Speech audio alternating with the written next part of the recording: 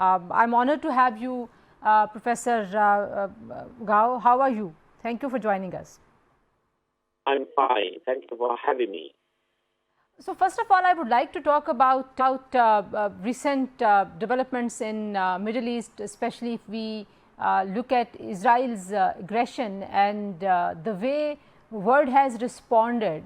Do you think that is what all we can do? Condemn these aggressions against many countries, and then nothing actually changes on ground?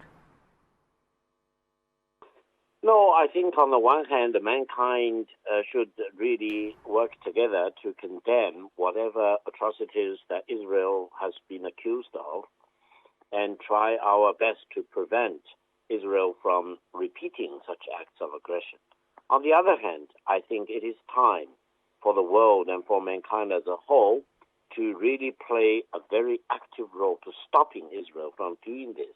Now, how this line of action will really be executed, that is a major hurdle, a major problem, mainly because Israel is not fighting against the rest of the world in its own capacity. It is aided and abetted by the United States.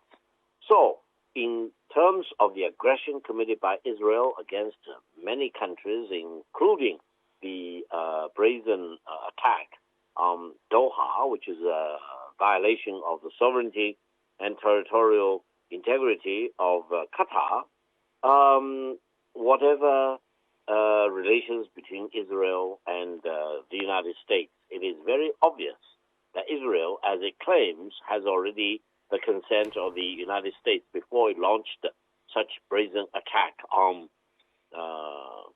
Doha. And then if you look at all the atrocities committed by Israel against thousands upon thousands of innocent people in Gaza, it really, really exposes the true nature of such atrocities by Israel against so many countries in that region. Yeah, but don't you think that maybe there are actionable steps which can be taken and should have taken place till now, but world is waiting for a nod from USA?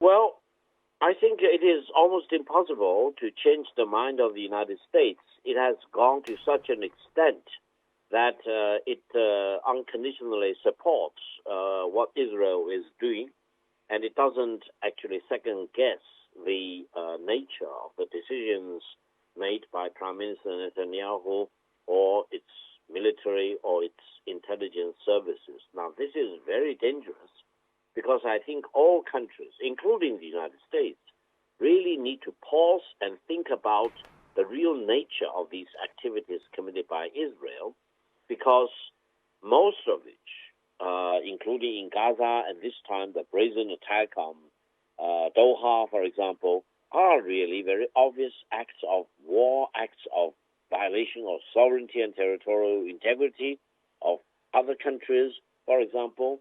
And without the unconditional support of the United States for such acts of the United States, I don't think Israel really will be in a position to be so brazen and to be so kind of irrational in a sense. Yeah, but if we look at the other side of the coin, how these international organizations with very heavy mandate, like International Criminal Court, for example, International Court for Justice, for example, and Security Council of the United Nations, like how can't they do anything against Israel?